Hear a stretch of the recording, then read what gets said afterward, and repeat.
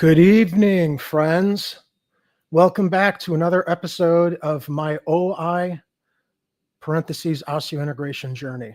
OI is the short acronym for osseointegration, which is the transplant surgery by which amputees are able to receive a metal, usually titanium implant into their transfemoral bone.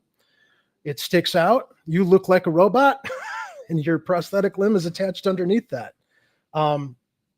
To bring people up to speed, it really makes your comfort levels, your mobility, and your activity levels much more enhanced beyond conventional socket technology, which is what most amputees in the United States have dealt with, since the development of prosthetics way back when.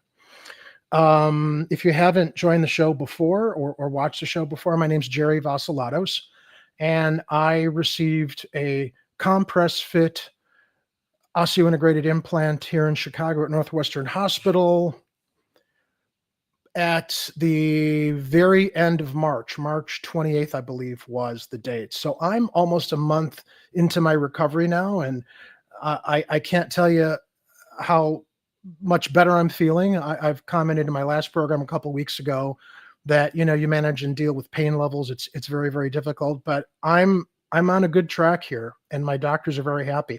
I'm not going to be able to wear an artificial leg for another 2 months until the bone really anchors into the transplant.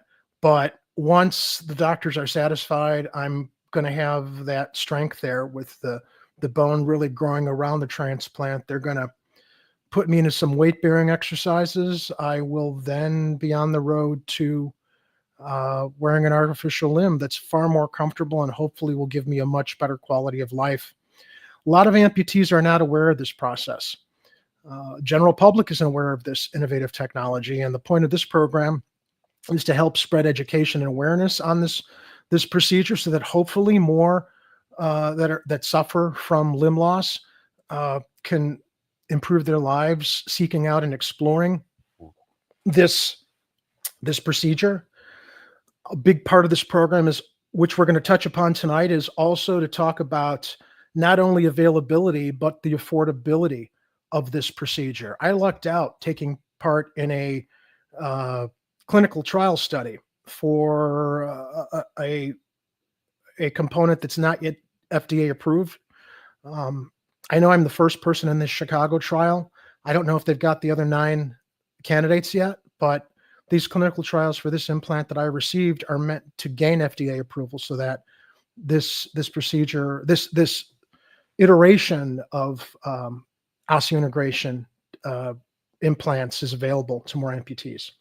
Now, we have a very interesting program tonight. I've been very grateful in putting the word out on many Facebook osseointegration peer support groups that I'd really like to have guests on the program. I'm tired of talking about my story. There's a lot more stories out there to tell, to share, of other people that are on this journey themselves, and also from a perspective of education and sharing what others are going through, getting the surgery, figuring out how you're going to pay for it, finding qualified doctors that offer the procedure. Now, in my visits across social media, I've come across 2 guests for the program. One who's on hold, and I promise we're going to bring him on next week, next Friday.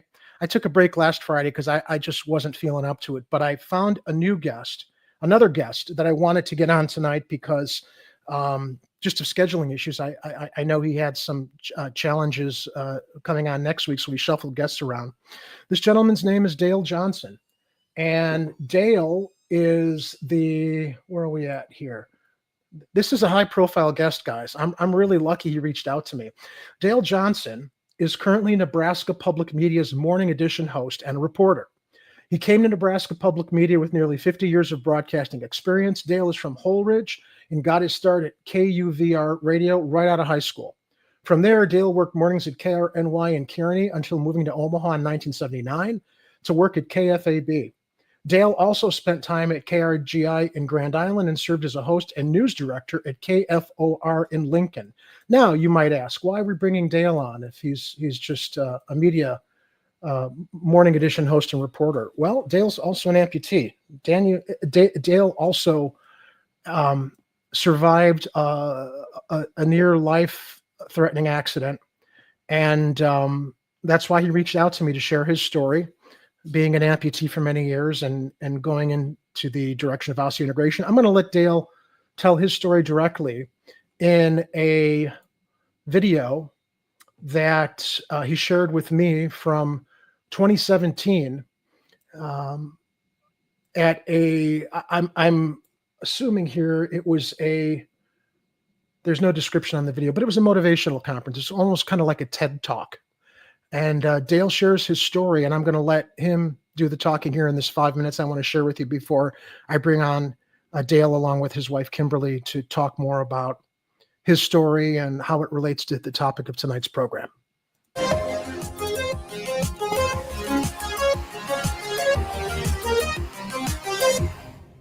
Let's bring out Dale Johnson to tell us about the only thing I lost was a leg.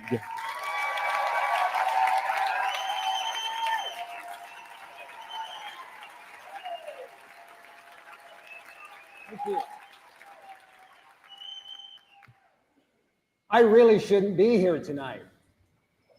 I should be dead.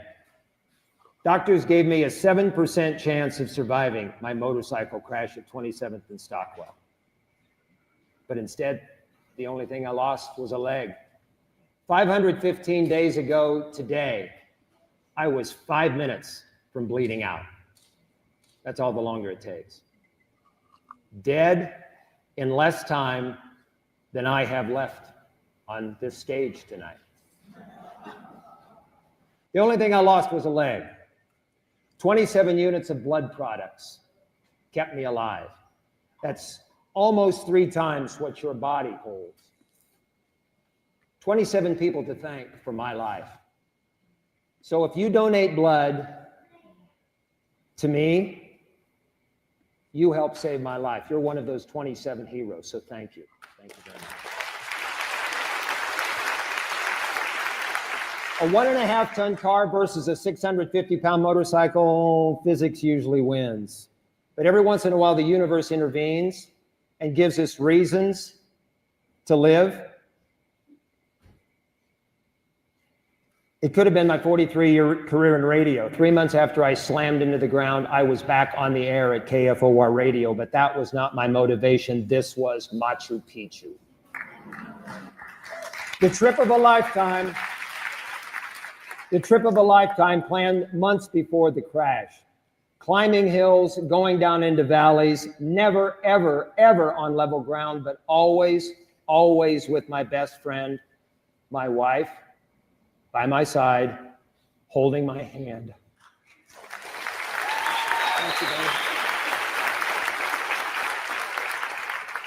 The Incas moved stones the size of this stage, and it motivated me to move some weight when I got home. So we contacted the young man who took my leg. And with his parents, we sat down and I said, "You hit the right guy. I didn't die. I drove here. I walked in. I'll walk out. I went to work. I'm getting stronger, and I'm planning. I'm planning that canceled motorcycle trip to Sturgis from 2016 because my wife said, don't let fear factor into your decision. So, yeah, I got another motorcycle. And I'm going to Sturgis next year.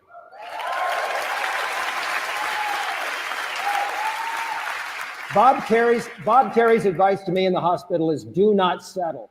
Do not settle for a prosthetic that's good enough. Do not settle for a gait that's good enough. Do not settle for a life that's good enough.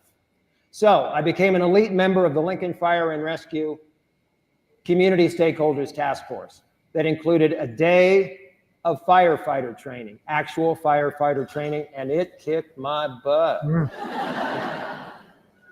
You can tell by the look on my face.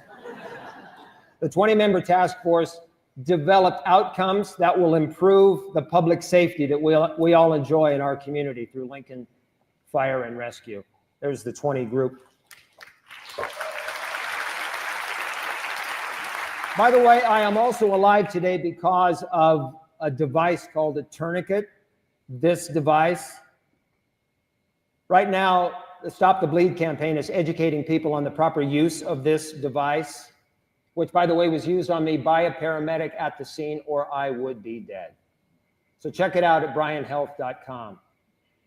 And this one-legged Peruvian beauty wanted to check me out, probably because the only thing we lost was a leg. And we're not alone. There, on the average, are 2 amputations in Nebraska every day. And it's going to double in the next 30 years. Most of it from diabetes, but the rest from trauma like mine. Figuratively, I climb mountains every single day. Right now, I'm working on the truth that struggles produce endurance, endurance produces character, and character produces hope, and that keeps me going. You don't need to be Superman. You don't need to be Superman. You don't need to lose a leg to be Superman, and I recommend that you don't. Okay? But just be grateful, be kind, and do not settle. Thank you.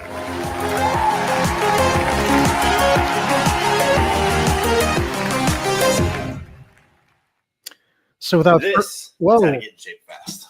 If you want I want to get rid of that. So without further ado, I want to welcome Dale and Kimberly Johnson. Dale and his lovely wife, Kimberly Johnson. Welcome to the Jerry. program. Hello, Hello. Jerry. Thank you very much. Let me just show everybody. There it is, right there. Do not settle. Yeah, I There you never go. forget it. It's right there on my wrist. My slogan these days has been, I'm not that easy to kill. So, nor are you. How That's many a good units of blood did you go through? 27 units Wow. of blood products. So that would be whole blood, that would be platelets, that would be other types of blood products that kept me alive while I was in the ICU, emergency room ICU, and then ultimately just recovering to get into the hospital. Did they tell you how many units patients generally don't survive past? No, but I was told that there is a device called a Belmont. A Belmont is a device that normally you have blood that drips out of a bag and it incrementally enters your system. This Belmont unit pushes. It pushes blood into your system. And it was pushing blood into my body as fast as it was coming out of my body. So there for a while, it was a negative result. So they just had to keep getting blood units until they could get my leg cauterized, so to speak. I found out after my my incident that generally patients don't last past 90 units of blood.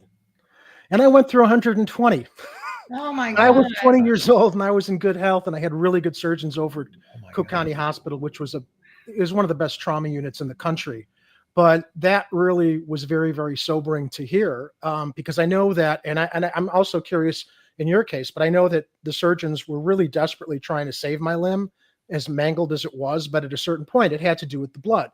I mean, it was coming out as fast as it was going in, and they're just like, we need to just cut it off. And it was going to be dead weight anyway, carrying, with all of the tissue damage and other I guess, for lack of a better word, structural damage, muscle damage, and everything else. Did they make an effort to try to save your limb after your accident, or was that? That is my wife's story, because she was the one that ultimately made the decision. Okay. Yeah, the surgeon came out, and well, actually, the trauma, the head of trauma department was there, and he made me go back to the room where they had Dale and made me look at the carnage, because Wow. I said, I don't want to see it. He said, well, you need to see this so that if we can't save it and we do have to amputate, you'll never have any question as to why. Right. Certainly. But the surgeon sat down with me, and he said, I'm going to try to save it. And he worked on it for 4 hours, and then came out and said, there's just too much damage, and I cannot, I won't be able to get blood flow and, nerves mended to the point. So it was the same thing. He said I could save it, but he would just kind of be dragging a dead thing around. And I said, no, he's not going to want that. Just do it. That's what I heard too. You'd just be carrying, I mean, it would have been prone to infection. And I do think obviously surgeons are going to do the best they can by their patients to try to salvage everything they can, because they want you to have some semblance of, being able to continue as best as you can. But as in your case, ultimately it made sense. It was a life-saving procedure, and they knew that prosthetics at that time, would give me some mobility, but not as much as we're looking at now with the emergence of osseointegration for amputees, either above, below, or actually above limb as well in the arms, because they're doing implants with upper limb amputations as well. Right. So as I told our audience at the beginning of the program, Dale came in with a very interesting not angle, but it's an angle on talking about osseointegration in ways that could benefit people. One of the big challenges most patients would probably have to deal with in seeking out surgeons to provide this procedure for them, qualified surgeons in cities and medical centers that are offering it, are the hurdles related to the expenses. I remember when I consulted with my doctor at Northwestern, he said generally, and I'm on Medicare, so he said, coding, it's all in the medical coding, how we present it, how we submit it. If all you have for insurance is Medicare, we will do the coding because Medicare should cover it. I wasn't even sure at the time until he told me about this clinical study that would cover all the expenses. So, I mean, I do have a deductible I have to pay for some of the hospital care. I have no problem with that. But this is like a past $100,000 expense procedure. So Dale reached out to me and was very, very excited because he and his doctors had kind of, I guess, at least in their minds, cracked the code of how to present this to insurance, because it is a new process. Getting, I think in your case, it's Blue Cross Blue Shield to recognize how this is coded as a procedure so that it is covered on your health insurance as it should be for anybody that's paying high premiums and expects some quality of care from their insurance companies. So when I initially reached out to Dale, we thought we were going to be sharing all the great information on insurance codings so people could take that information, consult with their doctors, and make sure going into this type of a procedure for themselves, it wouldn't bankrupt them, right? But there have been, since I created the show thumbnail for the program earlier this week, Dale got back to me midweek and said, there's some hitches. And we talked about it on the phone at not too much length because I wanted to save the conversation for the program. But Dale, tell us about so Dale, you are getting an OPRA implant, which is the screw fit implant. That's correct. OPRA stands for osseointegration prosthesis for the rehabilitation of amputees, OPRA. And that's a two-step process. You went in for the first procedure, waited to heal, and you were getting ready for the second procedure when you discovered all of the medical coding that was given to insurance that approved it on the front end. Suddenly, it's a rug pull. So why don't you bring us up to speed on your initial surgery, coming out of it, and where you are now? And I'll stop talking. I just wanted to kind of set things up for you so we could kind of cut to the important stuff and get you off and running, no pun intended. Well, the backstory for us is that we started looking back in 2022. A friend of ours had osseointegration in Manhattan. It was very successful. It was single stage. And we lived vicariously through him and his successes. And so we decided to explore it. We found a surgeon in Denver, Colorado that his name kept coming up in osseointegration circles. So we checked it out. We flew out to Denver, had a day-long consultation, and we were ready to go. He primarily focused on single stage, did offer double stage, two stage. But at that point in our exploration, we were looking at the advantages of single stage. So we started exploring, and we were planning a surgical date, and codes were submitted to Blue Cross Blue Shield Nebraska from this doctor in Denver. Come to find out, there is a code, and what we talk about when it's a code, it's a CPT code, which stands for Current Procedural Terminology. And insurance companies communicate with hospitals and doctors through these codes. We kept seeing 27559. 27559, there are no results. So When you basic search, when you search it in the CPT system, it is basically what's known as an unlisted procedure, or you could think of it as a generic code. So whereas most of the other codes have a description that's attached to the code and a price or payment range that the provider can, will be paid, this one is blank. And the provider or hospital pretty much writes in their own, they give a description of what's being done, and they just write their ticket as far as pricing goes. So there's a lot of, you can see how, well, okay, in our case, what was submitted was that this was extra work being done on this amputation modification, and the pricing they put in was $36,000, and they already had put in 3 codes for their different codes for the modification of an amputation. So you were talking about how this can be over $100,000. We are at the point in this process where we're looking at total charges of $162,000, and it's only the first stage. We have a second stage to go. The second stage surgery is planned for June. So here we are looking at 27599, Blue Cross Blue Shield of Nebraska. I want to specify that it's not Blue Cross Blue Shield in general. It's of Nebraska. Saw that code and listed it. It's unlisted, but then we saw it on the explanation of benefits as investigational. And because of that, it's a red flag. Blue Cross Blue Shield denied it. So we appealed the denial. The appeal was denied. At that point, we're deciding, and we've done a little more exploration on the type of osseo. We have now changed our thinking to the OPRA system, which is the 2-stage. Actually, we hadn't at that point. We were considering it because we were having some problems. So we decided to look for a second doctor, a surgeon in Denver. And we consulted over Zoom, and we were leaning toward having the second surgeon in Denver. Okay. At this point, though, we did not understand that the issue was the coding. We thought that. Can I also say this is across the board with anybody getting a surgical procedure.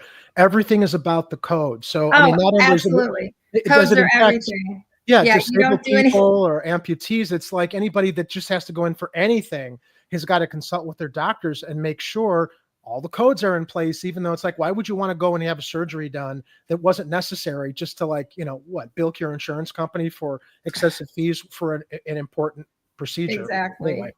But so we've been through this first denial appeal, and then we asked for a peer review.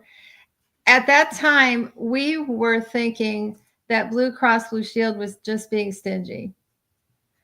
We did not understand health insurance enough to know how this whole thing works. So then we found a second. Well, I think did we go through it twice with Yes. Stoneback? And we were thinking that because we had people saying, well, the surgeon in his office, they ought to be able to get this done. There's a problem with them. They're not doing something correctly, and so we did it again, and we got the same denial, appeal, peer review. Nope, we're not doing it. We went to a second doctor in the Denver area, same thing. All this time we're paying for trips, we're paying our, your deductibles or your premiums. Co-insurance. You're paying your premiums. Yeah, to do all these procedures and crap, So then we found a guy in Iowa, and we really thought that he was gonna, figure out what the secret key was, and then it was just the same thing. And at that point, I I don't know. I think we kind of decided we were just going to give up. But So I had been networking through osseointegration groups that you are familiar with, Jerry, peer groups on Facebook and on social media, and established a rapport with an amputee who became an Integrum ambassador. Integrum is the manufacturer of the device that attaches to my leg. So she put me in touch with the Integrum representative, who then, after telling him our story, put us in contact with a Houston, Texas surgeon who had figured out codes that insurance companies would accept. These were existing codes, basically dumbing down the surgical procedure. For example, I'll just arbitrarily pick a number, 1, 2, 3, 4, 5. That code would be an augmentation to an existing amputation. Oh, Blue Cross Blue Shield Nebraska understands that. Ding, ding, ding. We're going to accept it. Right. So he had come up with 5 codes to accomplish osseo with verbiage that insurance companies would accept. Oh, we thought we had found the recipe to success. So we book it. We go to Houston. I have the surgery on March 19th. Everything is golden. well, I'm going to have to tell the rest of the story, Paul Harvey, because you were busy. What happened was that when we went for the first consultation, they asked Dale if he'd be willing to participate in a study where they were going to do all this, biometric stuff and do they hooked him up to electrodes, and then he walked on a treadmill, and they're using it to show how osseo can benefit amputees. He said, sure. So the morning of the surgery, he was waiting to go in to do something with this group who are they're working with the hospital and the surgeon. Anyway, while he was in there, while we were waiting, I got a text from the hospital. So, there's the surgeon's office, and then there's the hospital. And they're two separate Entities. separate. Two separate entities. Yeah. Right, entities. Yeah, that's what I was looking for. But I think that all of us not being trained in medical, gibberish and contracts and all this stuff, I think most of us assume that there is going to be somebody who kind of acts as the go-between, so to speak, to make sure that the two sides are communicating correctly and they're doing what's best for the patient. What happened though was that so I get this text that morning from the hospital, and it said, your hospital stay has not been pre-approved. If we cannot get this done, we're advising you that you may be responsible for $130 some odd $1,000. And so I started bawling. I was especially so exhausted already. We had driven 16 hours to get to Houston, staying in a hotel. So I went down to the surgeon's office because they are in the same complex. And I walked in and I said, I've got to talk to Dr. Doherty or his assistant because I just got this text. And I showed the woman at the desk the text. She says, well, they're in clinic right now. I said, you don't get it. If this doesn't happen, we can't pay this bill. And so we're going to need to just go home and reschedule till we get this worked out. She said, all right, I'll go back there and interrupt them. 3 times I sent her back there saying, but they're talking about codes for inpatient stay and different things that I know they won't cover.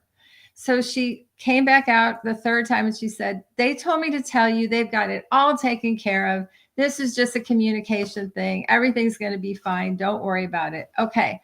I took that at face value. I went back up and I said, all right, we're good to go. I think that's what any reasonable person probably would have done. I did not know as a patient that I should probably go to the hospital side, to the billing department, and get it all figured out for them.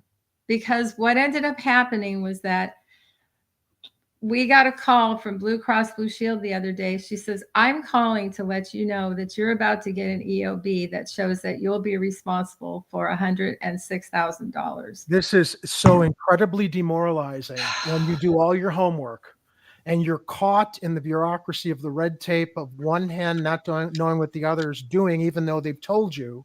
And as you told me on the phone, you had some, very in-depth conversations with the surgeon, and there was potentially some kind of a disconnect between the surgeon communicating with the hospital and them putting through the proper codes to facilitate all this.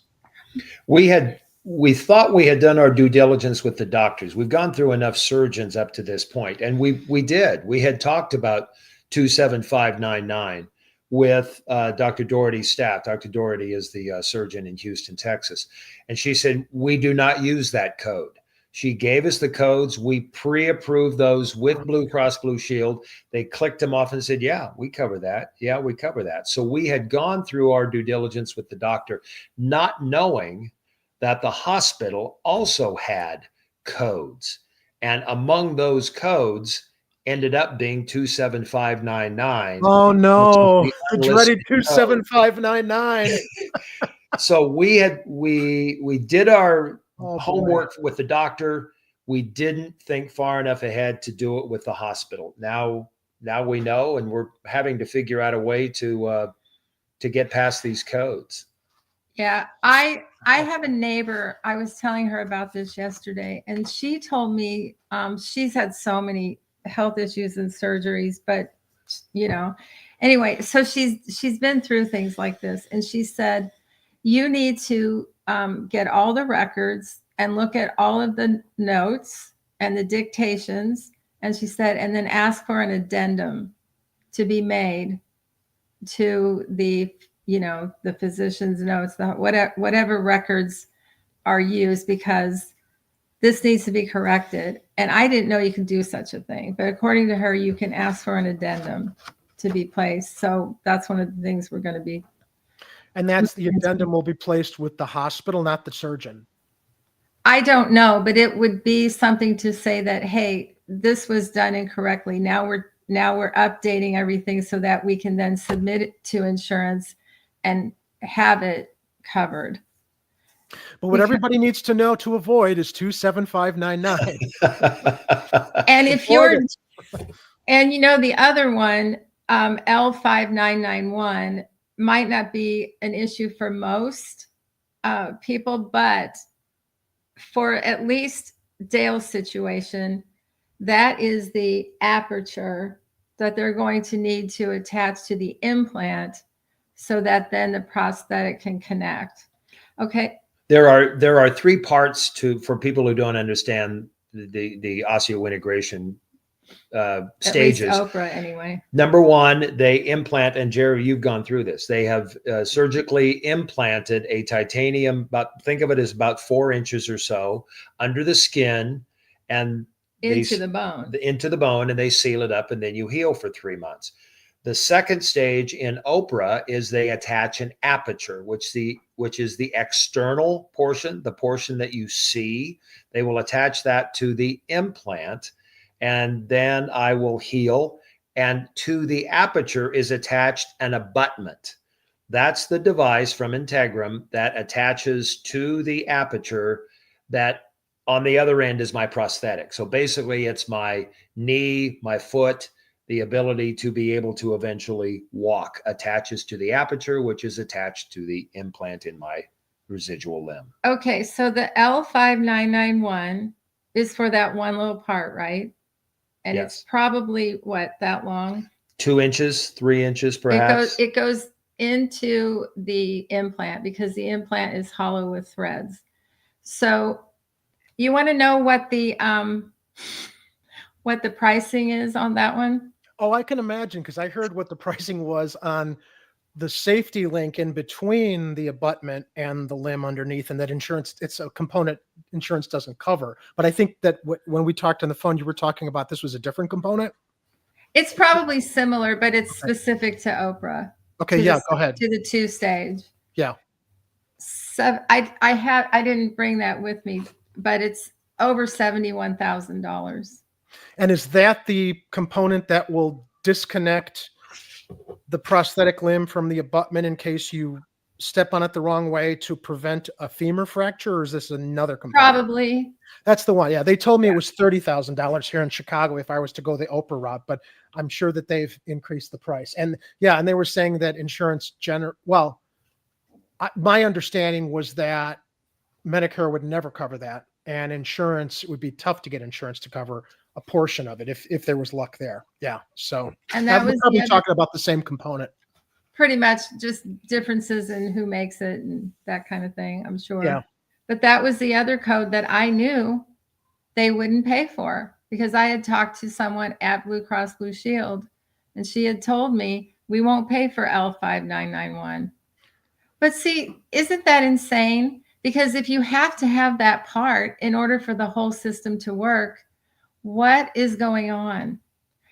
And you know what? I don't know if people know this, but it's the AMA who comes up with these codes. And Oprah itself has been FDA approved for since 2020. Yeah. So here we are 5 years out and they haven't given it its own code. I mean, come on. That's another entity that I have no respect for. Kimberly, you know we live in the greatest medical system in the world here in the United States, don't you? As I was sharing with Dale, I don't remember if you were on the call when I shared this, but discovering osseointegration on my own, I thought, oh wow, this is brand new. And then I come to discover that these procedures have been in existence for almost over a decade in Australia and the EU. So I'm like, why the hell is it taking so long for these procedures to migrate over to the United States? Well, now veterans are the primary beneficiaries of osseointegration, as I think they should be. I mean, if you make a sacrifice for your country, you should be put first in line for these kind of advancements. But my suspicion is they can't hide these advancements now that more and more soldiers are receiving, or veterans are receiving osseointegrated implants. They have to start offering it. And I can't help but wonder if the reason it's been kept under wraps, aside from veterans benefiting from it, is because what it's going to do is impact the traditional prosthetic socket and bucket socket and other component industry that we've dealt with all of our lives, which is functional, but extremely uncomfortable. As you know, I mean, I've shared this on a couple of my previous shows. I put my other artificial limb on with the socket, and I'm good 2 or 3 hours. And all I want to do after that is get home and take the goddamn thing off. Because it's grinding into your groin. You're perspiring. You have pressure sores. You've got skin rashes. You need to use double the amount of energy the average person has to use because you're walking around on something that's heavy underneath you. And in my case, I had a suction socket. You start perspiring, it pops off or can pop off. And it's very, very uncomfortable. You sit down, you get up, you got to readjust yourself. That's the thing with the osseointegrated implant is like, no, man, it's anchored to you. It is a part of your, literally like it's integrated with your real skeletal system since the titanium rod is in your femur. So, getting back to that, why is it taking so long for this to work its way over here? And the cynic in me kind of wonders, everything is profit motivated. And if you've got this procedure that could potentially threaten the traditional prosthetic, it's a nationwide industry, the socket, as it's related to prosthetic limbs.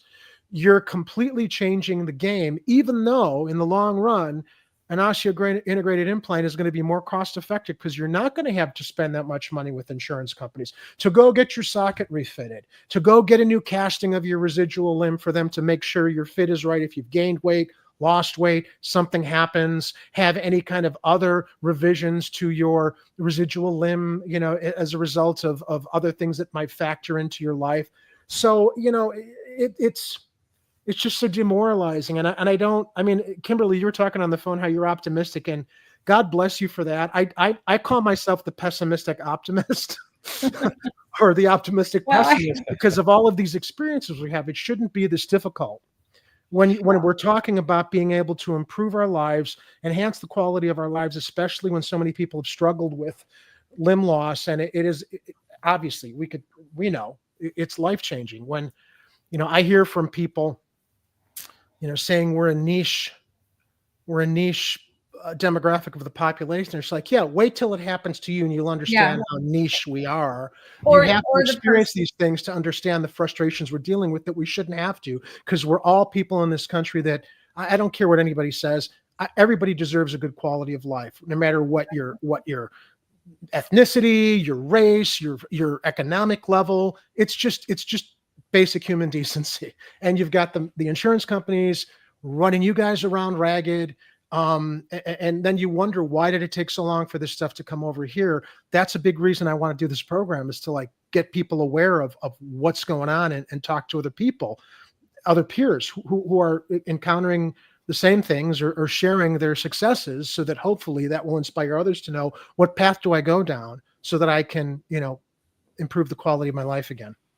Well, thank goodness there are surgeons like Dr. Doherty who have figured out that there are existing codes that insurance companies have accepted. And it's so twisted. If the insurance company doesn't want to pay, there are clever doctors that are submitting codes, not illegally. These codes have existed. And insurance companies are going, oh, okay, we're familiar with that. Sure, we're going to pay it.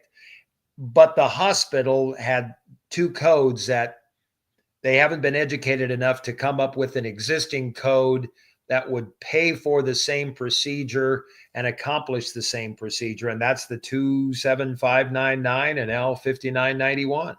and I'm willing to give benefit of the doubt. Many people at these insurance companies don't understand those codes. So granted, but I guess my point is, it shouldn't be this complicated. You need to revise, you need to reform the system so that people like yourselves, ourselves, anybody with a disability, not just people with amputations or people who are dealing with limb loss, anybody that has to undergo any kind of a procedure, it should not be this difficult when you're talking about. Let's forget about this is enhancing the quality of our lives. Let's talk about situations where procedures are necessary because someone's life is threatened from an illness or a disease. We've heard the horrible stories of insurance companies calling surgeons when they've got patients on the operating table saying, oh, we're not covering this because the code was wrong or submitted wrong. And you're talking about patients who are undergoing, surgeries that might have to do with cancer, right? Or, or an organ replacement. Or things like EpiPens. There was the whole EpiPen thing. Yeah. But I guess I want to say this. So I don't think we finished our story, but when we got this call from Blue Cross Blue Shield the other day, this woman was fantastic. Okay, cool. And in talking to her, we found out that what should have happened at the hospital, because it shouldn't be upon us to explain to them how to do their job and how they need to bill. Okay. They should have gone to the Nebraska Blue, which is the nebraskablue.com, which is the website for Nebraska Blue Cross Blue Shield Nebraska. It could have other states, I'm not sure, but they should have gone to the website. There is a place where all they have to do is type in the code that they're thinking they want to use when they bill, and they will get either a message that says something along the lines of code not found. And if that happens, anyway, they will know at that point whether, because it's medicalpolicy.nebraskablue.com for our particular plan. That website is specific to the medical policy that the employer contracted with. And that is gold. That is the Bible. When it comes to what they're going to pay for anyone who has their insurance through the University of Nebraska, that's where they go. So all they needed to do was take that one step and find out if it needed pre-authorization, and then they could call or, communicate with Blue Cross Blue Shield and figure out what they did need to do. So we feel that it was the hospitals. Yeah, that's my bet too, Kimberly. That's my bet. Mm-hmm. And I don't know, the jury's out on how much of this was the surgeon or his, assistant or someone in his office making a mistake. It seems kind of crazy that after all the discussions we had, that it would have been on them. But the crazy thing is, his assistant told us when we called her, quite upset, she said, well, we can't do anything about it because the hospital sends in their codes, we send in ours, and they're completely two different things, and we don't have anything to do with that. Once the procedure is performed, that's up to them. So then we call the hospital. Let me ask you, how can they say there are two different things when the surgeon is communicating to the hospital something specific? They can't say, well, we have nothing to do with that. Well, maybe you don't because you communicated something properly to the hospital. How does it change? I guess that does kind of call into question, did something get improperly communicated? Why would the hospital then revert to another code that the surgeon didn't submit to them? It's hinky. We say here in Chicago, it's hinky. What was that? Kind of hinky. Hinky? Hinky. Oh, Yeah. hinky. Tommy Lee Jones said that in the future. Yeah, suspicious. Got to remember kind of that. hinky. Yeah, suspicious. Yeah. Yeah, because then we called the hospital billing and she said, no, we don't come up with the codes. The provider or surgeon comes up with the codes and then we just fill them in, when we're putting the, so do you see where we are? The doctor says it's Sure. the hospital says right hand doesn't know what the left hand is doing. And I'm really tempted to be on the side of the surgeon because any doctor I've ever dealt with in my life is bending over backwards to accommodate me because they know how corrupt or how difficult. Okay, maybe I'm being too unkind.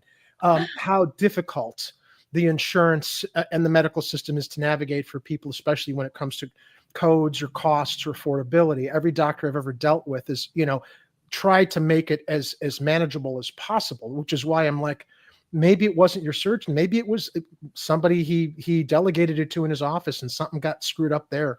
I just feel bad that you guys are jumping through all these hoops now, although there's still time to see how it ends up resolving. And I definitely want to, stay on this and have you back, to tell us more. And I'm not cutting this short now. I'm just saying we need to follow this and your hopeful success, as well as coming out on the other end after the second stage of the surgery, to just talk about what your progress is like and your experiences there then. Where we are now is we are expecting phone calls back. Hopefully the surgeon is scheduled to contact us on Tuesday. He'll be back in the office. The hospital could have called today, didn't. So we're expecting a call the first part of next week. And because we do not settle, if we don't hear from the doctors in the hospital, we will be making return phone calls, setting future dates, setting future conversations, because I'm scheduled. The clock is still ticking. My second surgical procedure is scheduled for late June. And I've already got a 4-inch implant in my leg that is healing inside my bone. And I can't stop here. No, you can't, because you can't put a socket prosthesis back on again. No, because you've got the abutment. And I do want to talk a little bit, once we move past the insurance, what your recovery's been like, a little bit more so that people understand who go through this. I shared on my last show 2 weeks ago, I was going through a lot of pain, although I felt the pain was worth it. I'm not in as much pain anymore. It's like you just have to understand it's part of the process. Tissue healing and surgical trauma, it will go away. You just have to, be willing to accept with anything invasive like that it, there's a compromise there with what you have to manage until you're past that to get to the next phase. My motorcycle crash was in 2016. So I've been healing or have healed for 9 years. Yeah. My surgical procedure in March, 35 staples to seal the incision in my leg where they implanted the titanium piece. And I had the staples out in about 3 weeks. Should have probably had them out in 2. Between us, we're very healthy individuals. We use a lot of supplements. I have a high tolerance for pain. I had no problems at all. I am very fortunate. I'm a lucky person to have been able to go through that with a little bit of phantom pain, occasional pain where I needed to knock the edge off in order to get a good night's sleep. I know that. Occasions you can relate. Yeah, oh, the Norcos are helpful going to sleep. I've managed to wean myself off the painkillers all day long, but when I'm lying in bed, and especially because I can't roll over and sleep on my right side anymore like I used to. I've always got to only be limited to my left side, and I've never been someone who slept on my back. So you get antsy, and it's just like I can't fall asleep. I can't fall asleep. And I do have some cramping and some sharp pains then. So yeah, that's when the painkillers help, and that's the only time I really rely on them, really, because you got to get a good night's sleep so you can get your energy back. You can't let that pain get out of control. Got to stay on top of it. It's funny because I know just this week, Dale's been having a lot of like sharp kind of twitchy things when we're watching TV. And I'll say, is that painful? And mostly he says, no, not really painful. Just. It's a shock for anyone who has, I come from a farm, and if you touch an electric fence, or if you've gotten shocked at the toaster, something that's not life-threatening, it's that type of intensity that doesn't last very long, but it shoots that residual limb. You almost blacken your eye. It comes right. You almost it's like a cattle prod. It's an electrical. It's like somebody touches you with something. Yeah. And I think from what I understand, it might be related to the phenomenon of neuromas, where it's like an electric shock that pops up, and it can be very, very, very painful. And it's like, Vernon, in the I have a feeling where we've got a fellow amputee. It's a lightning shot. Yeah, there you go.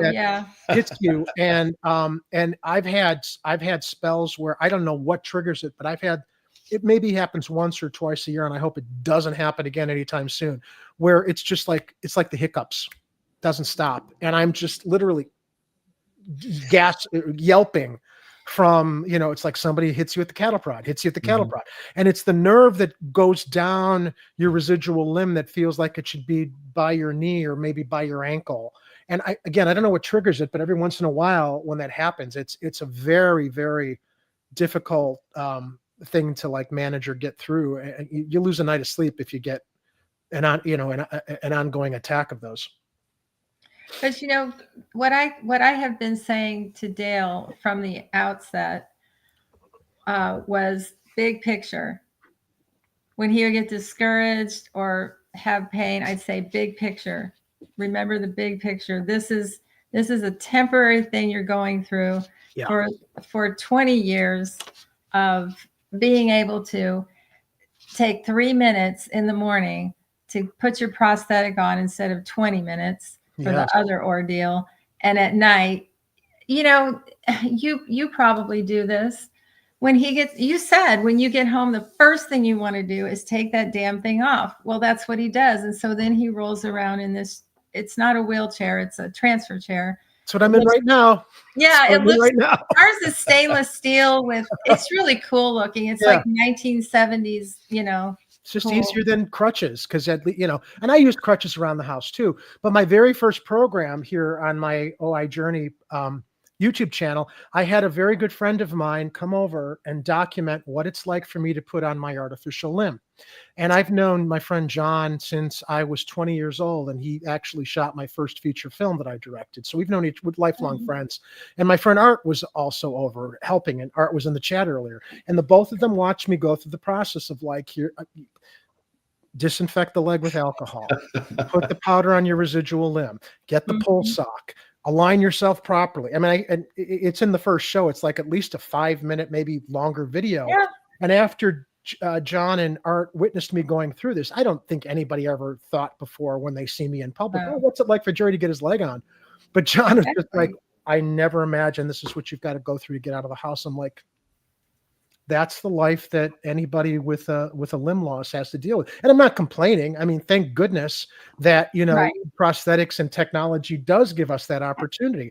But we're past the point now as a civilization, as with technology, with innovation, that there are wonderful breakthroughs like osseointegration to be able to I mean, I'm sure I'm going to be wearing my leg more, doing more, being more excited about going to the gym to work out as opposed to I'm not going because I know I'm going to start sweating in 30 minutes. My leg's going to get perspiry. That's going to pop off. It interferes with everything that you do aside from be able to walk around and look like a quote unquote normal person in social situations, which is really the only times I really committed to wearing my limb. The only time I would put my limb, I leave the house. I don't want anybody to see me as somebody as other, and I want people to see me as being fully functioning. I don't want sympathy. I want people to see me as a whole person. Thankfully, my friends see me as a whole person, whether they see me on my crutches or without my limb. But, you know, there's a certain amount of vanity. There's a certain amount of insecurity we all have to wrestle with. And I just want to make sure, you know, it's like they see me the way everyone else looks. So it's not to, you know, I don't want to stand out is what it is. I don't think any of us wants to. So I was limiting my prosthetic wearing time to that because of all the difficulties getting it on. Now with this, you know, once I'm into the weight bearing phase and they start attaching that limb, it's just like snap it on, you're good to go. I'm hoping I won't have to use my cane as much. Not sure yet because I've got it. Oh, Dale, do you have a short femur or are you kind of like mid-length? What was left? It's very short. It's probably, and they had to shorten it through the process of the first osseo because the vascular surgeon cut it at an angle, and that's fine. The first time, the very first surgeon after the motorcycle crash, but to have a blunt end that they could insert the implant into, they had to shorten my leg a little bit. So it's the bone 8 inches, maybe. Okay. Maybe a little bit shorter than that. Yeah. And as people could see in the video of you on stage, you get along very well without a cane, but when you don't, do you use a cane? Were you using a cane with your prosthesis? No. Well, oh, go ahead. Not on stage. To climb Machu Picchu. Oh, not on stage, no. To climb Machu Picchu, I used a cane. And in Peru, I used a cane. If I'm in my house and I've got my leg on when I've got guests over, I don't need my cane. But when I leave the house, I can't walk to my car without my cane. So because my limb is so short, I do rely on my cane.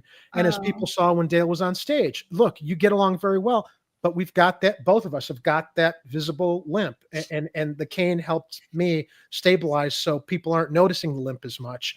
And because I can't walk long distances without a cane, I you know, if I don't use the cane and I've walked like half a block, forget it. I want to go home and take the limb off because of the cane at least helps you bear some weight on this in a way that you're not constantly just grinding, you know, if this is your socket, when you're walking with it. So are you dealing with another big question for people undergoing this procedure is, and I've been dealing with it and keeping it all cleaned up, the drainage from the from where the abutment comes out?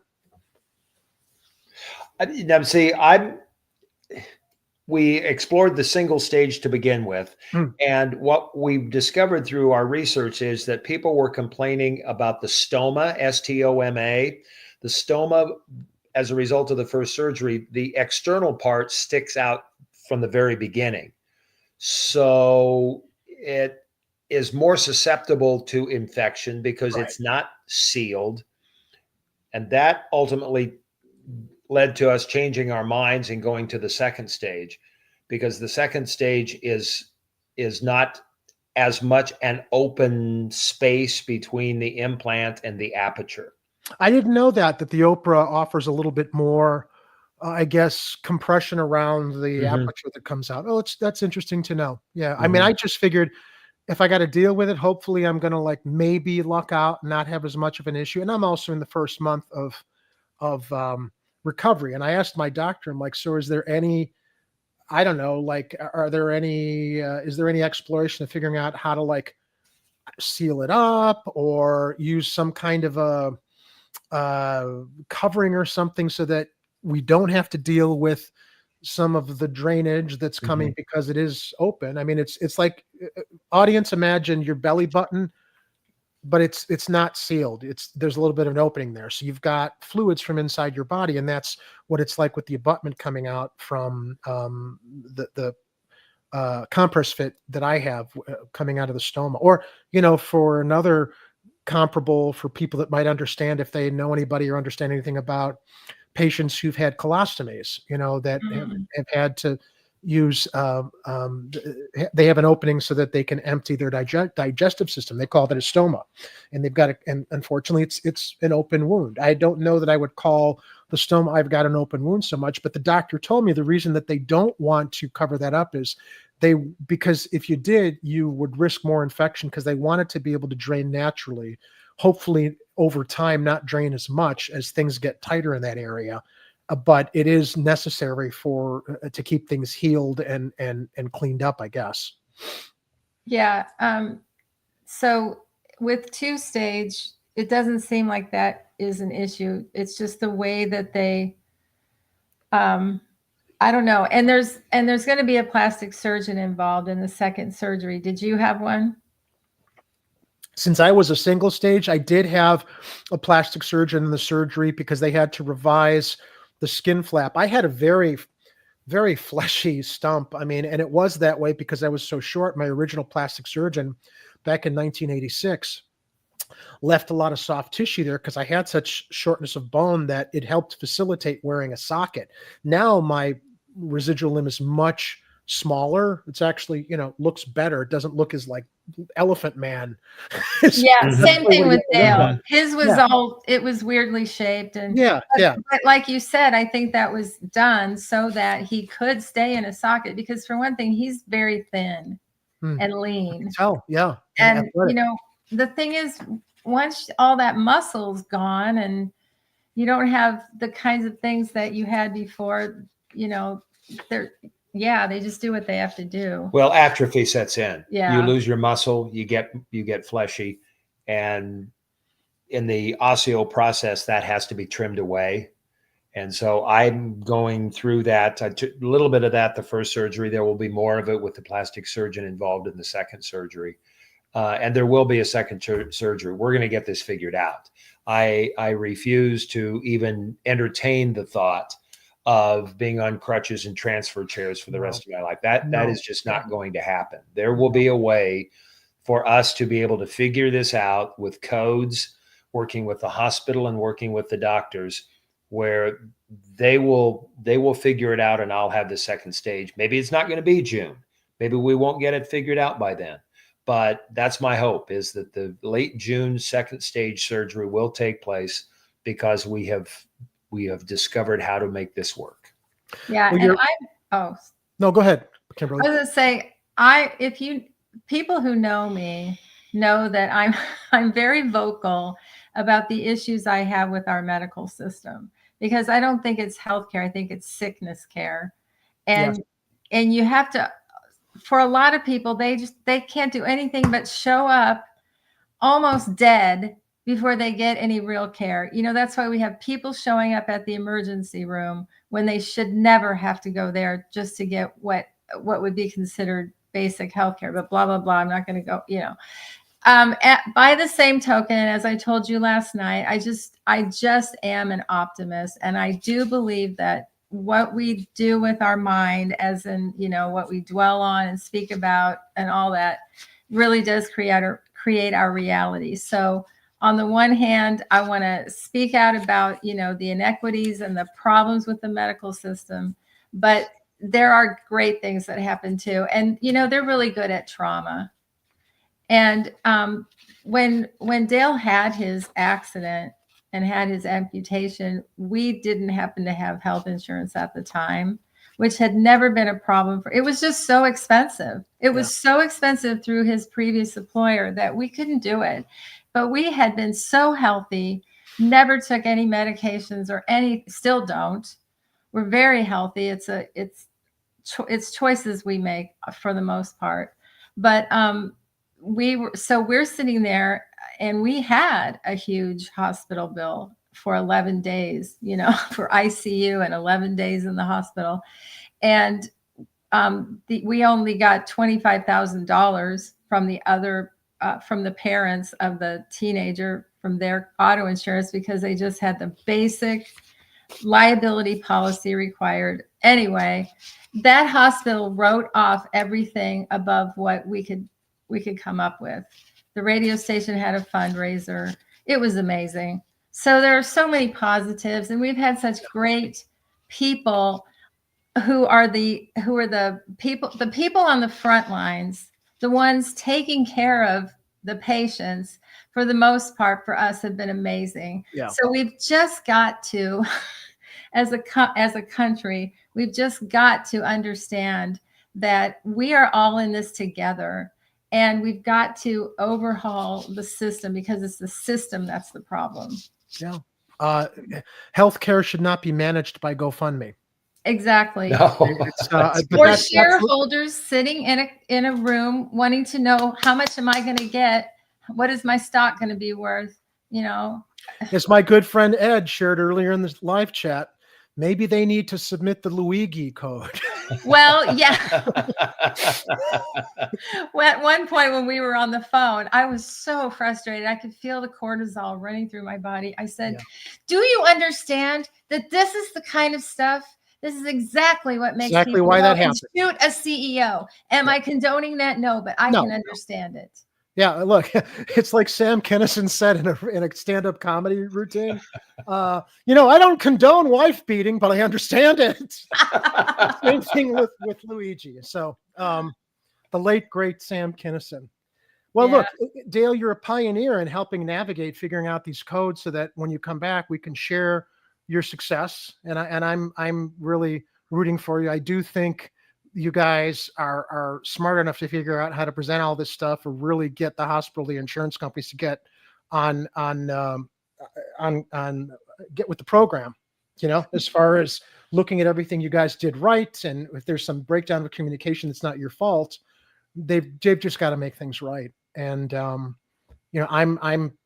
going to be pessimistically optimistic on your Okay. progress as you return soon to share what the next phase of your journey is here.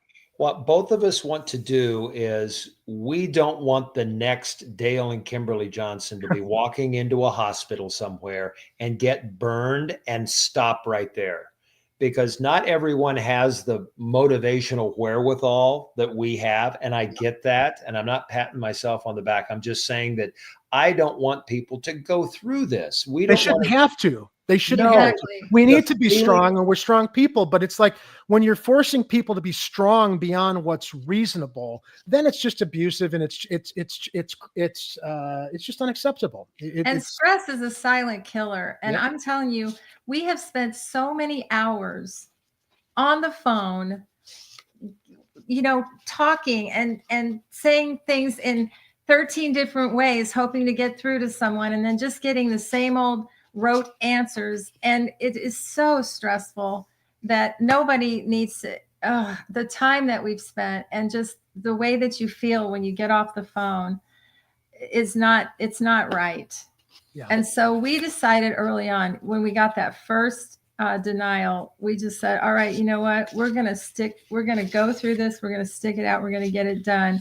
And then hopefully the next person doesn't have to deal with this, because something will have been smoothed out, or we can tell them, this is exactly how you do it, step by step. Go do it. And these insurance issues are relatable to everybody, not just limb loss Right. survivors. These are issues that everybody in any kind of healthcare surgical situation have to deal with. Dale and Kimberly, is there anything else that you'd like to share separate from our osseointegration journeys? Dale is a reporter there in Nebraska. Any big stories or things you want to share that you're specifically proud of, that you're interested in sharing with our audience with your other work?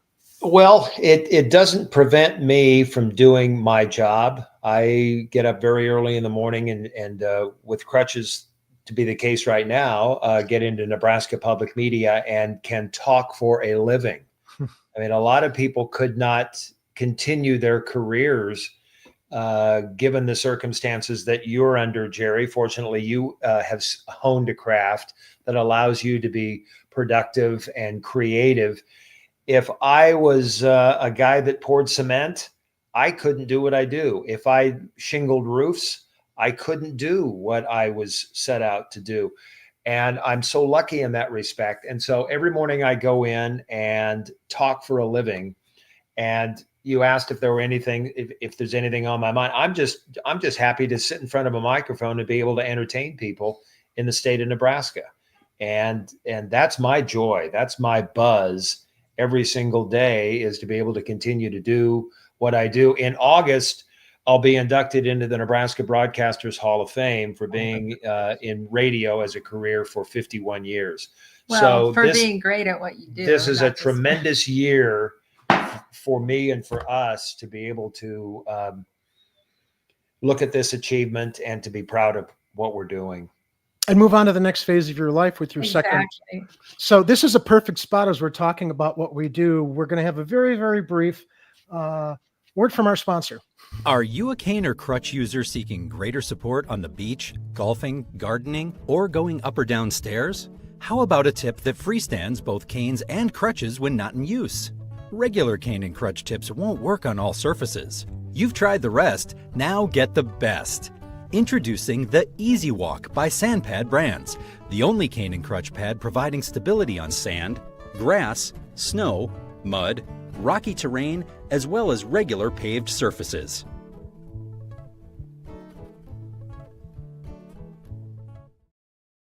I'm so glad to see that. We didn't know about that. Oh, I thought that's what well, that's my side hustle. I mean, I'm that's where I'm making, my living. I'm a media professional. YouTube isn't paying anything. Right. I haven't had any major projects, but I invented that, conceived of that, and invented it with my father, and it's been on the market for about 11 years. We sell on Amazon, and it all came from me trying to get across the beach on my crutches. Yeah. And I couldn't. And thankfully my dad is, a very brilliant industrial engineer, mechanical designer. I drew on a napkin what I was imagining. He helped me realize it with our prototyping and stuff. So I figured, that's something I came up with to help myself and everybody else in our niche, demographic. I have to say, when I saw the guy walking on the beach, oh my gosh. So this is what motivates me in wanting Dale to get this done. Our daughter moved, and her family moved to Hawaii, 2.5 years ago. And so I made it a point, because I had always been such a strong presence in our grandsons. Well, we both had in their lives. And now they're 4,000 miles away. I said, you know what? I am just going to budget to go over there 3 or 4 times a year so I can still be a part of their lives. Well, the problem with that is Dale he wasn't able to walk on a beach. He didn't want to hike mountains. He didn't want to get caught in the rain and slip around in mud. And so he has never been there with me yet. Well, Dale, I'm going to get your address, and I'm going to send you a pair of sand pads, Easy Walk sand pads, for all of your travels anywhere when you need to use your crutches, or if you end up using a cane, you will now be able to get past that problem. I guarantee you'll be happy. And that's the least I can do for having you join us and share what's been going on. And Kimberly, I want to find out more about what you do also, along with being Dale's partner. Well, I'm not working currently. I mean, 2025, I could foresee was going to be the year that I needed to be a caretaker. My daughter had a surgery this afternoon. Oh my. There's just a lot going on, so I'm not working at this point. But I have been in insurance. I worked in the insurance industry for years. Funny thing, but not health insurance. Oh, but it had to have helped you navigate some of these issues, at least a starting point. In a way. I mean, the contractual parts and pieces are familiar, but not the same. But, the thing that is so incredulous to me is that if you're talking about property and casualty, so auto and homeowners insurance, the definition of insurance that we learn when we're getting our license is that insurance is there to put you back to the position or the place or condition you were in prior to the event. Well, that is cut and dried, no questions asked. If you can show this is what I had before I had the fire, this is what I need to have replaced, you get it. They give it to you. So why is it so hard for the health insurance industry, or why are they so, why do they think it's okay to tell an amputee, well, this is good enough for you, just live with it? Because of the vampires in the insurance companies. And I'm not talking about the frontline Yeah, people who help. I'm talking about the CEOs that the insurance companies clearly don't fear the public enough. Well, it was basically a rhetorical question because I think we all do know that answer. Yeah, But it's frustrating. It's really frustrating. definitely. And at any rate, yeah, so I'm just looking forward to this being finished, and then I'll figure out what I want to do when I grow up, and we'll do more traveling and a lot of things. And Dale can go mow the lawn without having to come into the house 3 or 4 times because he's lost his leg again and has to start all over. Right. Oh, the other thing is we love to go to live music, live, stage shows, musicals. And I can't tell you, you know this, how many times after sitting there, getting up for the,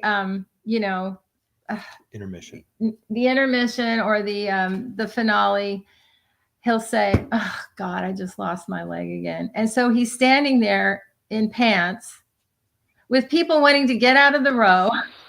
And he's got to somehow hobble Yep. to the bathroom so he can put it. Get your pulse sock. I have a very dear friend who visited me when I lived in California. We went to Disney, and I was literally having to, even though, they would advance disabled people to the front of the line, there were still long waits, and I couldn't get across that park. I'd have to lie on the ground because it was so painful.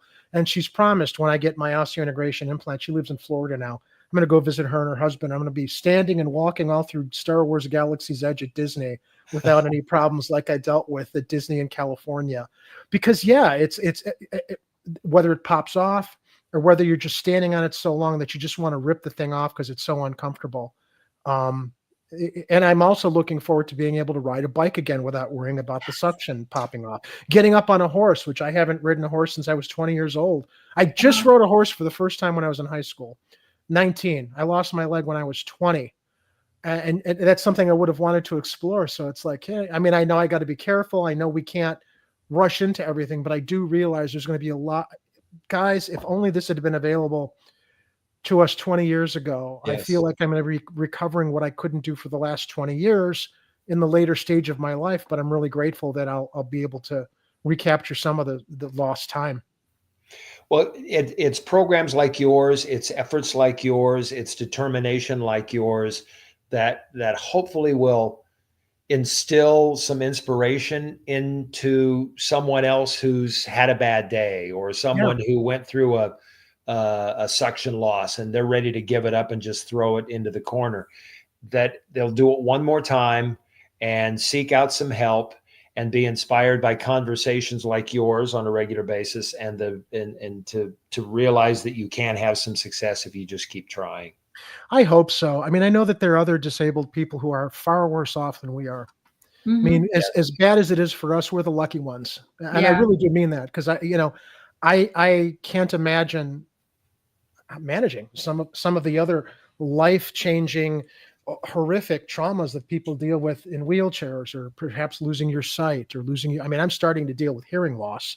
I've got hearing aids. I mean, it's not I mean, luckily I can still hear. It's just low frequency, but yeah, we're the lucky ones. So we need to, in my case, I'm like, as I'm sure for you too, Dale, let's take advantage of everything we can to at least salvage what we do still have available to us, so we can at least manage to enjoy some quality of life in ways we're lucky that we even have our lives left to continue. Because as in your case, I mean, we both should be dead. We both beat that Grim Reaper, and we're not that easy to kill as a lot of people are across any kind of a life-threatening injuries that's managed to survive and keep forging ahead. So, I was going to tell you guys would probably both relate to and enjoy Jeremy Renner's book. It just came out on Wednesday, and I finished it today. I've been listening to the audio version, which he reads himself. Same kind of thing. He was dead. He should have been a goner. Yeah. It's a miracle. Luckily, as a celebrity, he had look, all medical teams are going to do what they can by their patient, but they're going to do a little bit more, especially if you're in that upper echelon of American society. Well, money is never going to be, money's not going to be an obstacle. Yeah. And so, of course, they're going to, not have to, that won't be in the back of anybody's mind. So that's great. But, when it gets down to it, anybody in a situation like that is just a human being. When you get down to it, we're in the same boat. We live in a meat suit, and it could be our day to go, but maybe not. And I don't know if you've read it or anything, but I didn't know he wrote a book. I know he's doing the interview circuit. He did Joe Rogan's show last week. I caught a little bit of it. He was actually recently talking about how Disney wanted him to come back for season 2 of Hawkeye and pay him half his salary. And he's like, what? Because I had an accident that injured me. I'm half a person now. And he told him, go scratch. Yeah. Well, he went back. He was doing a series called Mayor of Kingstown or something like that. Yeah. And he went back and did his own stunts, and it hadn't even been, God, I don't even think it had been a year and a half. I mean, this guy really is like a bionic. His recovery is amazing. Yeah. Inspiring and amazing. But again, he thankfully, he does have access maybe to more resources than the average person who suffers some kind of a traumatic accident. And I'm not saying he shouldn't. I'm glad he does. But that kind of care should be afforded to anybody that wants to continue living a vital and productive life of service, whatever they're doing, acting, working construction, going to the office to provide for their family, being a teacher. Exactly. Yeah. But the message that I got from it that was just, real, I think will stay with me is I want to say he doesn't call himself a spiritual person, but when he was dead for a few minutes, he had a near-death experience. He said it absolutely changed him. And what he discovered through that experience before he was revived, was that nothing is important except love, and that we're all connected. And we need to start acting like we realize that. So it's a great book. He gets a little bit, he repeats things quite more than I like for my taste. But I stuck with the book because, the transformation was really amazing. And I know that you two had to go through that kind of a thing. Well, maybe you didn't have a near-death component, but you were both pretty damn close. I don't have a whole, unfortunately, and I admit this, I don't have a whole lot of patience for reading, but if he does an audiobook, I'm definitely going to seek it out to listen to. Dale, did you have an NDE? Did you have a near-death experience when you? No, I recall working to stay conscious and giving phone numbers and names and addresses so that I could be helpful to the people who were surrounding me. Because I flipped over my motorcycle and landed on a grassy portion of the street. I didn't have any road rash, didn't have any issues with any neck damage or brain damage. I was wearing a helmet, but I just stayed conscious and repeated phone numbers and repeated addresses and names of my loved ones and family until I got to the point where the medics showed up and cut the leather jackets. The last thing I remember is I told the paramedic, "Don't cut my leather jackets." He had 2 on. And so I don't recall. Did they cut the leather jacket, Dale? Did they? I mean, they don't have a choice sometimes, or did they? They didn't. No near death. I just wanted to be helpful while I could be conscious, and gave out names and numbers and addresses. And when they slid you into the ambulance, that's when you let go, right? Right. Yeah. Did you salvage? But they were able to not cut your jacket? No, they cut my jacket. I can still hear the sound of leather being cut with surgical scissors. Oh my God. One of them, I can hear it. You'd only had that one for what? A matter of a couple of weeks. I know. And I still ride. I've had 2 motorcycles since. Jackets we are plan- replaceable, Dale. You know that. Hopefully, did you find the same were you able to like replace it with the same style of jacket that you loved? I've kind of moved on. I moved Okay. on, and I have more of a fluorescent style so that people Okay. can see me. I'm done being cool, Jerry. I'm done being cool. Well, you're still cool. No, you're not done being cool, dude. You're still very, very cool.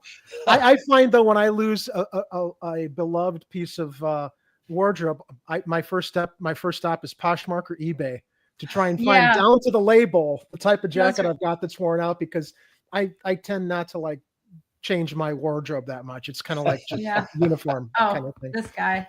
Yeah. We have an interesting comment in the chat from Vernon, who commented earlier on the lightning shot, the neuromas.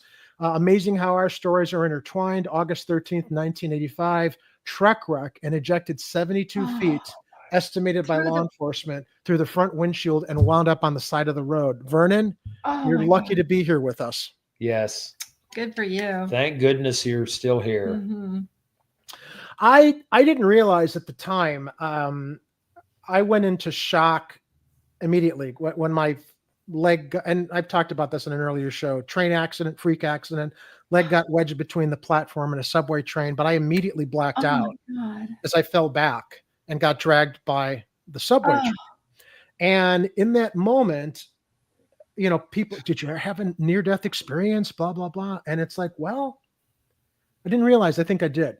Because what I experienced that I didn't connect with near death was, I remember when I was a kid in the 70s, and I'd watch a TV program on my parents' black and white TV set in the kitchen.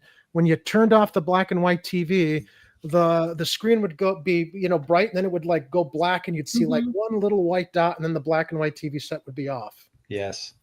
I recall I saw like a white dot, and it was going into the distance, and then I kind of came to, and the train had stopped, and the conductor had gotten off, and a good Samaritan got off and helped control the bleeding, because naturally they had to keep their schedule. It was a hit and run accident to get to the next stop. But this guy kept me alive till the paramedics got to me. But I didn't realize that I wasn't going towards the tunnel. I was maybe coming away from the tunnel. The tunnel people describe the light that they go towards. Yeah. So I was getting the reverse, and I'm just like, yeah, maybe. I mean, I'm an agnostic person myself. I'm a spiritual person. I'm not an atheist. I'm agnostic, and I'm spiritual in my beliefs. And I do believe that there's something to afterlife. I don't think it's the literal stuff we hear in religions. I think that there's something greater and more spiritual that we can't really wrap our heads around, that's related to more conventional religious doctrines and dogmas. But, consciousness, we're energy. When this meat Bingo. bag is gone, where does the energy? Energy does not get destroyed. It leaves your body. It goes somewhere. And maybe that was the ethereal plane that the common experience people have, not to the clouds, where Right. you have your mansion and all suddenly the afterlife, and it's a big party. It's like maybe, the passage to a more spiritual realm that we can't understand or really wrap our minds around. So, I mean, for what it's worth, it's interesting that the near-death experience aspect of people who've survived accidents like me, you, our friend Vernon here in the chat, left foot cut off at scene. Left hip crushed, 2 fingers on the left almost cut off. Life flight to Allegheny Hospital in Pittsburgh, PA. Vernon, why don't you DM me on my Facebook or on my myoijourney.com if you want to come on the show and share your story. I think this is going to be a great platform by which people can, tell their stories and share, and we can all maybe get some inspiration or benefit from what we can relate to each other. I think we all just love to know that somebody went through these things and they made it out alive. Yeah. It's Not everyone's everyone's so good lucky. for your soul. Oh yeah. So it's great to celebrate those. Yeah. Yeah. Well, Dale and Kimberly, I want to thank you so much. I want to actually bring up really quickly so people can find out more about Dale. This is his page over at Nebraska Public Media. Just go ahead and Google Dale Johnson, and I think this is one of the first search results people can take a look at if they want to follow your career in Nebraska or anywhere else in the country. I'm guessing perhaps that your station might be simulcast on over the web. Hopefully that people might want to follow your reporting. NebraskaPublicMedia.org. Okay. Nebraska Public Media /news. Yeah, we'll take all the help we can get. We had news today that the administration is looking at cutting public funding for Oh yeah. public media, and so we'll take Well, all the help we can get. they're also I thought you were going to go into the Medicaid thing, which had to do with the health stuff we're talking about. That too. Yeah, how they're trying to gut public media, public television, public radio. And Vernon wants to thank you guys also. He says, thanks to Dale and his wife for some good info. Yeah, that's why I brought him on, Vernon. When I talked to Dale, I'm like, oh my God, we got to talk about this, because medical coding and insurance issues have got to be at the forefront of everybody that's exploring the possibility of taking on this procedure. Yeah, and I would just suggest that everybody talks to someone with their insurance provider who can tell them where to go to actually find out what is in the medical policy for their plan. It has to be specific, to their plan. So that then, unfortunately, we have to do this apparently, but they can kind of hold people accountable based on knowing how to find out about these codes. Definitely. Well, listen, I'm going to outro the show. Stick around so we can talk in the backstage area afterwards really quickly, because I want to share a couple things with you, and thanks. And thank you both so much for taking the time to come on and reach out to begin with, to share all the very valuable information and inspirational stories that will hopefully motivate some of our audience members who are amputees to explore this life-changing procedure that might hopefully enhance their mobility and give them better quality of life. Thank you both. Thank you, Jerry. You're welcome. Have a Thank good you. night. You too. And to everyone else out there joining tonight, please remember, as I ended the last show, I think this is going to be my tagline. Remember, everybody, whether you're an amputee, disabled, or otherwise, what doesn't kill us makes us stronger. Okay? And always make sure to tell everybody when you're facing any seemingly insurmountable obstacle that you're not so easy to kill. Thanks again, everybody. I expect to return next Friday with our other guests that I rescheduled. In the meantime, please stay safe out there. And again, thanks for tuning in. I hope this was valuable to everybody. Oreo says goodnight too. He always likes to come in and say hello, don't you? Mwah. All right, everybody. Thanks a lot. Take it easy, and we will see you next week. Bye-bye for now.